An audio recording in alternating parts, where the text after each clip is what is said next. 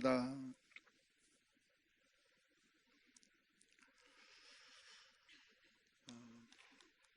세계 제2차 대전을 일으켰던 히틀러가 많은 경호원들이 있었지만 그 중에 쿠르드 바그너라고 하는 경호원이 있었습니다.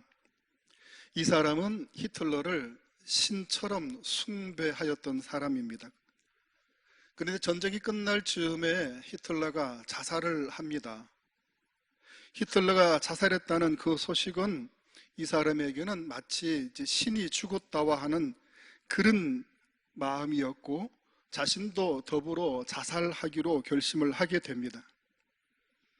마지막으로 커피 한 잔을 마시고자 하면서 커피를 마시는 중에 우연히 옆 테이블에 놓여져 있는 전도 책자를 보고 집어들어 읽게 되어집니다.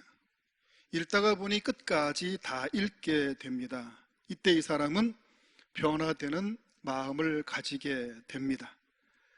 인생의 진정한 의미와 경배의 대상을 발견하게 된 겁니다. 그리고는 바로 인근의 목회자를 찾아가서 회개하고 예수님을 영접하게 됩니다. 이 사람이 이렇게 고백을 합니다. 예수님만이 구세주이시고 평화의 주인이십니다. 사람은 좀처럼 변하지 않는다라고 말합니다. 사람은 태어날 때부터 가지고 있는 그 사람만의 고유한 특성들이 있습니다. 기질이나 성향이나 혈액형에 따른 그런 특징들을 갖고 있다고 합니다. 특히나 좀 배웠다고 하는 사람들, 상담학이나 심리학을 공부하면 그 분야에 대해서 많이 알면 알수록 그렇게 믿어버리는 사람들이 많습니다. 그러나 성경과 예수님의 말씀은 사람은 변화되어야 한다라고 말씀을 합니다. 그리고 실제로 믿음의 사람들이 변화되어지는 것을 우리는 많이 경험하고 또 간증을 통해 우리는 들어왔지 않습니까? 예수님 믿으면 변화되어지는 것이 올바른 모습입니다. 그런데 교회 안에서조차 이런 변화를 가로막는 고정관념들이 있습니다. 그런 고정관념을 불러오는 불신앙적인 말을 하는 경우가 있다는 겁니다. 예를 들면, 그래, 얼마나 가나 보자, 얼마나 오래 가나 보자, 이 대표적인 불신주의를 조장하는 말입니다. 뭐 우리는 전에 안 해본 줄 아나, 우리도 다 해봤다. 자신의 경험이 최고라고 여기는 그런 말입니다. 괜히 끌고 부스럼 만들지 말아라. 아무것도 하지 못하게 만드는 복지부동의 말입니다. 니나 잘해라. 부정적인 마음을 담은 냉소적인 말입니다. 이런 말들이 변화를 가져오지 못하게 만드는 불신앙의 말이라는 것입니다. 예로 몇 가지를 들었지만, 그러나 우리 주변에는 교회를 다니면서도 신앙생활을 하면서도 부지불식간에 이런 말을 하는 경우가 왕왕 있다는 것입니다. 근데 이런 말을 들으면 변화하려다가도 변화가 되어지지 않는 그런 모습을 불러일으킨다는 것을 우리가 알아야 됩니다. 그래서 우리가 언행심사에서 항상 우리는 부정적인 말을 하지 않도록, 부정적인 생각, 부정적인 마음을 갖지 않도록 해야 우리는 변화하는 신앙인이 될 수가 있다는 것입니다. 오늘 본문 말씀에서 율법은 하나님이 약속하신 자손이 올 때까지, 곧 예수 그리스도가 올 때까지만 우리를 인도하는 초동교사의 역할을 한다라고 말씀합니다. 이제 우리에게 그리스도가 오시면, 다시 말하면 우리에게 믿음이 생기면, 그때부터는 율법에서 변화하는 그런 신앙, 그런 사람이 되어야 한다라고 말씀을 하십니다. 우리가 믿음이 있기 전까지는 율법 아래 갇혀 있었다면 이제 믿음이 우리에게 온 후로는 그리스도 안에서 하나님의 자녀로 살아가는 것이라는 겁니다. 믿음으로 세례받으면 그리스도로 옷 입은 언약의 상속자가 된다고 말씀을 하십니다. 우리 전능하신 하나님은 완벽한 구원 계획을 가지고 우리에게 복음을 주셨습니다. 그런데 그 완벽하신, 그 완전하신 하나님이 우리에게 먼저 율법을 주셨다는 겁니다. 하나님은 모든 일에 조금의 후회도 없으신 분이십니다. 그런데 우리에게 복음이 있기 전에 율법을 미리 주셨다는 것은 왜 그러셨을까 하는 것입니다. 만약 율법이 우리의 구원에 필요하다면 하나님은 율법으로 우리를 구원하셨을 것입니다. 우리에게 율법을 주신 이유가 분명히 있을 것인데 그 이유가 무엇인지 오늘 우리는 말씀을 통해 한번 생각해 보고자 합니다. 하나님께서 우리에게 복음 이전에 율법을 주신 이유는 무엇일까요? 율법은 왜 주셨겠습니까? 하나님께서 우리에게 율법을 주신 것은 우리의 죄악을 알도록 하기 위해서입니다. 사람이 예수 그리스도의 은혜를 깨닫는 것은 아주 특별한 은혜입니다. 오늘 우리 하루 24시간을 살았는데 이 하루를 사는 중에 우리 믿는 자들은 하나님의 은혜로 깨닫는 시간들이 있었는가 하면 같은 시간, 같은 장소에서 같은 삶을 살아도 하나님의 은혜인 줄 모르는 사람들이 있다는 겁니다. 그래서 하나님의 은혜, 이것은 아주 특별한 은혜를 우리가 깨닫는 그런 믿음의 사람이라는 것입니다. 그런데 이 복음을 처음 들은 사람이 이 복음을 듣자마자 믿음이 생기면서 예수님을 인격적으로 영접하고 그 예수님과 함께 동행하는 삶이 가능하겠습니까? 처음 복음을 들었는데 듣자마자 예수님 영접하고 그날부터 믿음의 삶을 살아가는 사람이 과연 얼마나 있겠습니까? 처음부터 그런 믿음을 가질 수 있는 것은 무척이나 어려운 일입니다. 왜냐하면 모든 일에는 순서가 있기 때문입니다. 여러분, 믿음의 성장도 마찬가지입니다.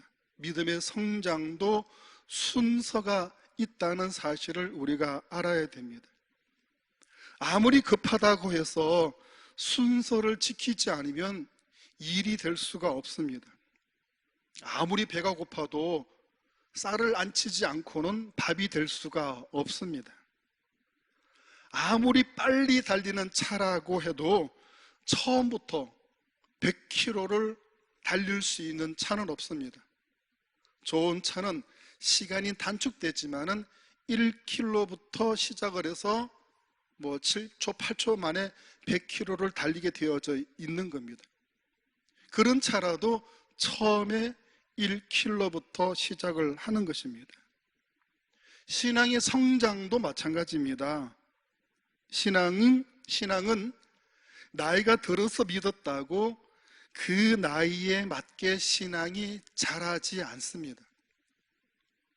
40대, 50대 예수님 안 믿고 불신앙적으로 살다가 이제 50대 후반에 교회를 다녔다고 그 사람이 50대 후반에 맞는 믿음을 갖는 것은 아닙니다. 나이가 어려도 신앙의 경험이 많다면 어린 나이지만은 신앙은 성장하게 되어져 있습니다.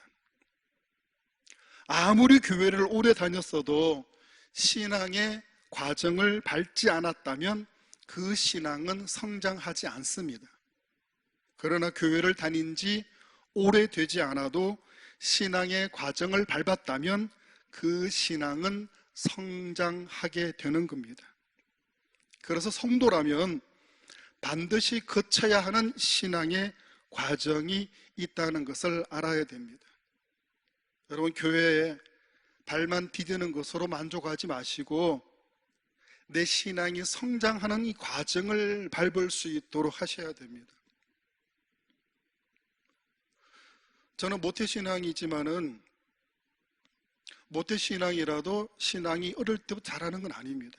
예수 그리스도를 내가 인격적으로 영접하고 예수님을 만난 그때부터 신앙이 자라더라고요. 그리고 서리 집사님은 서리 집사님에게 맞는 신앙의 성장의 과정이 있고, 직분을 받으면 또 직분을 받는 대로 신앙의 성장의 과정이 있어요. 근데 성장하려고 그러면 반드시 시험에 들고 어려움에 빠지고 고난과 역경을 겪게 되어져 있다는 것이에요. 근데 그 과정을 겪으면요, 이기면요, 신앙이 자랍니다. 그래서 서리 집사님이 있지만은 권사님, 장로님 같은 믿음을 갖고 있는 사람이 있고, 중직자임에도 불구하고 서리 집사님보다 못한 그런 신앙을 가진 사람들도 있다는 것입니다. 왜냐하면 신앙은 겪어야 하는 과정들이 있기 때문입니다.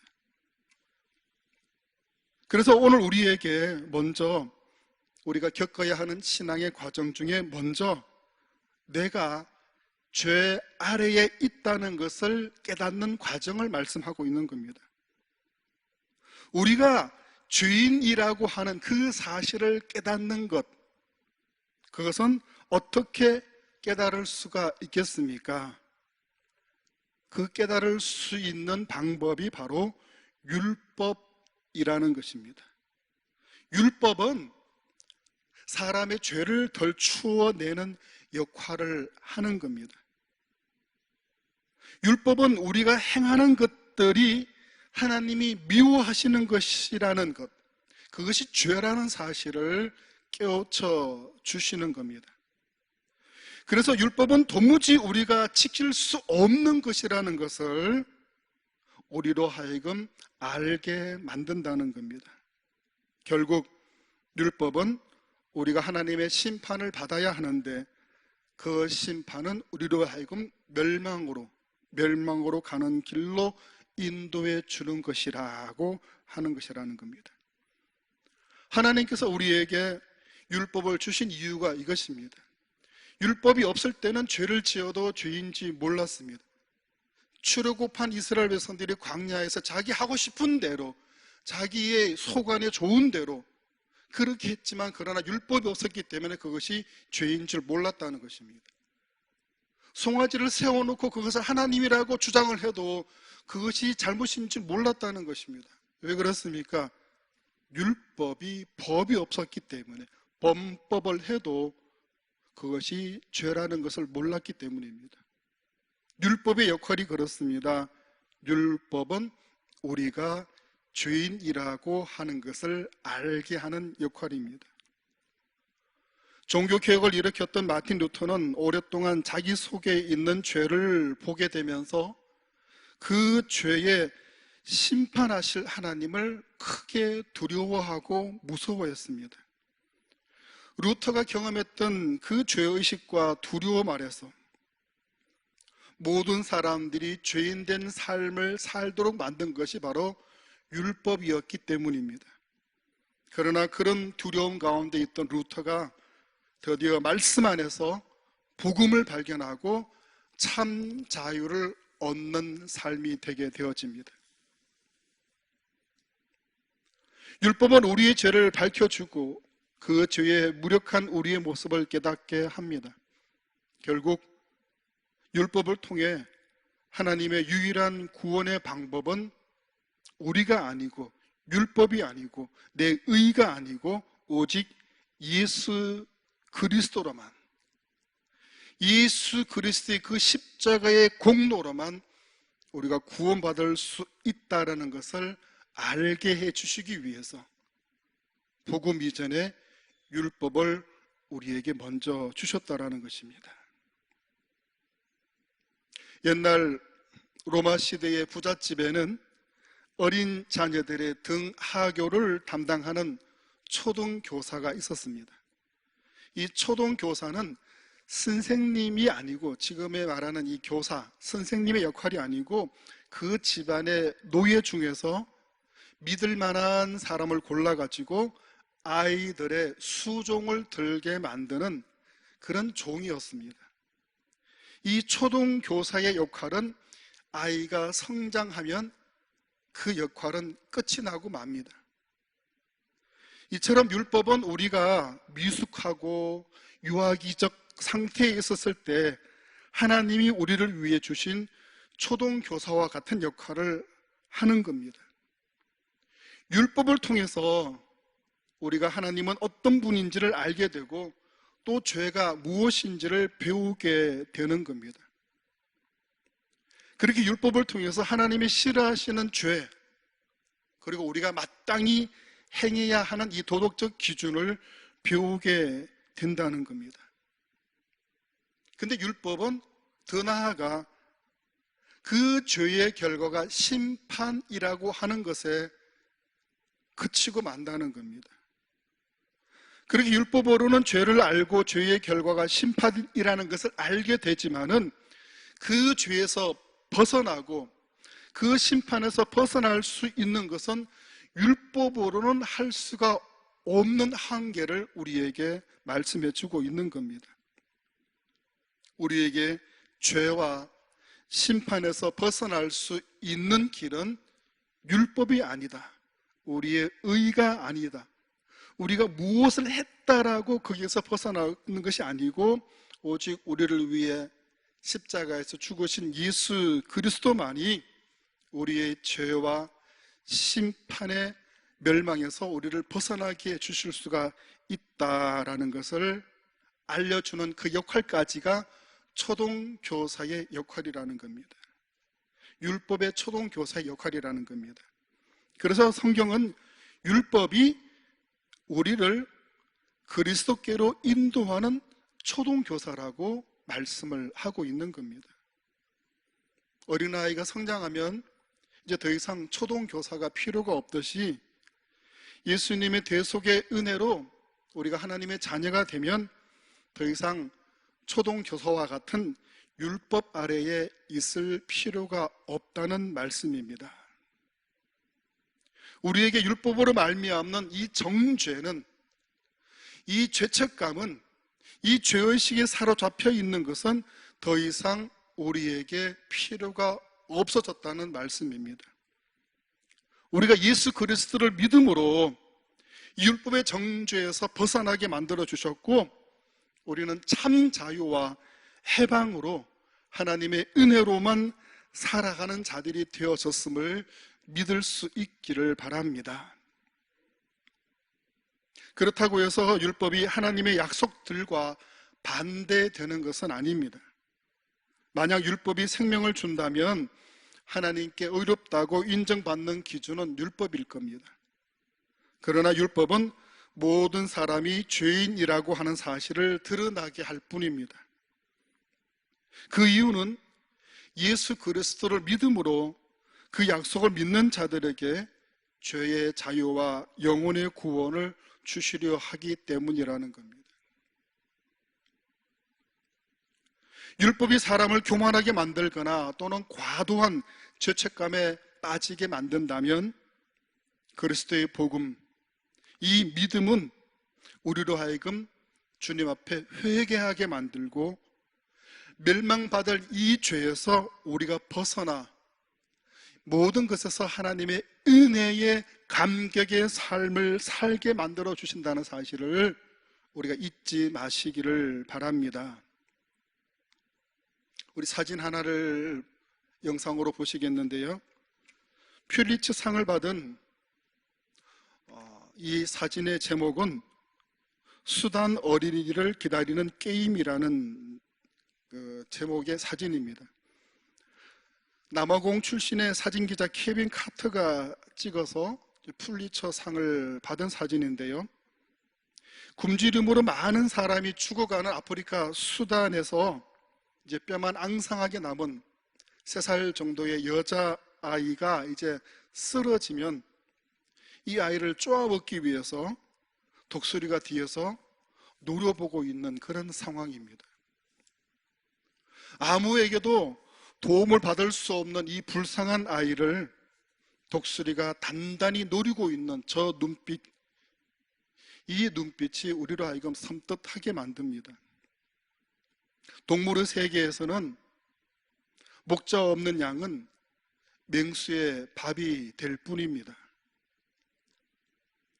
메시아가 오시기 전의 세상은 율법으로 사람을 잡아먹는 맹수와 같은 역할을 했습니다. 약육강식의 동물 세계에서 연약한 존재는 맹수의 밥이 될 뿐입니다. 율법은 죄인으로 살아갈 수밖에 없는 사람들에게 당연히 멸망받아야 하는 존재를 각인시켜 줄 뿐이었습니다.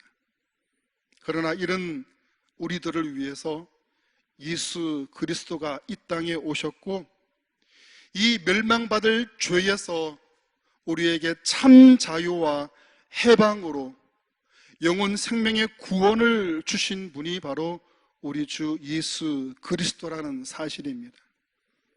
바로 이것이 우리가 예수 그리스도를 믿음으로 얻게 된 자유와 해방의 복음입니다. 이 복음이 우리를 율법에서 믿음으로 구원받게 해 주셨다는 사실입니다. 여러분, 우리의 신앙생활이 아직도 내가 무엇을 못해가지고 이 죄의식에, 죄책감에, 불안에, 염려로 신앙생활을 한다면 여러분, 그런 율법에서 벗어나실 수 있기를 바랍니다. 그것들로 주님이 우리를 정죄하시지 않습니다. 그것들로 우리로 하여금 구원에서 멀어지게 할 수가 없다는 사실을 기억하실 수 있기를 바랍니다. 이제 우리는 이 죄악에서, 이 죄책감의 굴레에서, 이 율법의 사슬에서 우리는 참 자유함을 얻게 되어졌다는 사실을 잊지 마시기를 바랍니다. 그래서 우리는 무엇을 하든지, 어디를 가든지, 어떤 것을 먹든지 일체의 하나님 앞에 감사의 은혜의 신앙으로 살아가실 수 있기를 바랍니다. 율법은 하나님의 완전하신 계획 가운데 우리에게 죄인이라는 것을 알게 해주셨습니다. 그래서 우리가 영적으로 도덕적으로 무력한 존재이고 죄인이라는 것을 깨닫게 해주셨습니다. 우리가 심판을 받아 영원한 형벌의 지옥으로 가야 할 존재라는 것을 깨우쳐 주셨습니다. 이것이 율법이 초등교사가 되어서 사람이 어떤 존재이며 그 죄의 결과가 무엇인지를 가르쳐 주신 겁니다. 그 결과 우리는 이제 예수 그리스도를 믿지 않고서는, 예수님을 통하지 않고서는 절대로 이 죄의 굴레에서 벗어날 수가 없다는 것을 알게 되어진 겁니다. 어느 누구도 율법으로, 내 의로, 내가 어떤 것을 공로를 했다고, 어떤 것을 쌓았다고, 어떤 업적을 이루었다고 절대로 구원받을 수 없다는 사실을 명심하실 수 있기를 바랍니다. 우리는 율법으로는 죄인입니다. 그러나 복음으로는 하나님의 자녀가 되었고 저 천국의 하나님의 자녀로 살아갈 수 있는 권세를 얻게 되어졌다는 사실을 잊어버리지 마시기 바랍니다. 그래서 우리는 주님으로부터 의롭다라고 인침받은 존재가 되었다는 사실을 믿으시기 바랍니다. 그러나 한편으로 우리는 율법으로는 죄 아래 있었던 죄인이라는 것도 잊지 마시기를 바랍니다. 죄인된 우리가 오직 예수 그리스도를 통해서 이제 주님의 십자가를 붙들고 나갈 때 우리는 참된 자유와 해방의 기쁨으로 하나님 안에서 무엇을 하든지 항상 감사하며 그 은혜를 나누고 베푸는 그런 믿음의 성도로서 살아가게 될 줄로 믿습니다. 이번 한 주간 또 주님이 주시는 이 은혜를 누리며 우리 주님을 자랑하는 우리 창성의 모든 식구들이 될 수 있기를 주의 이름으로 축원드립니다.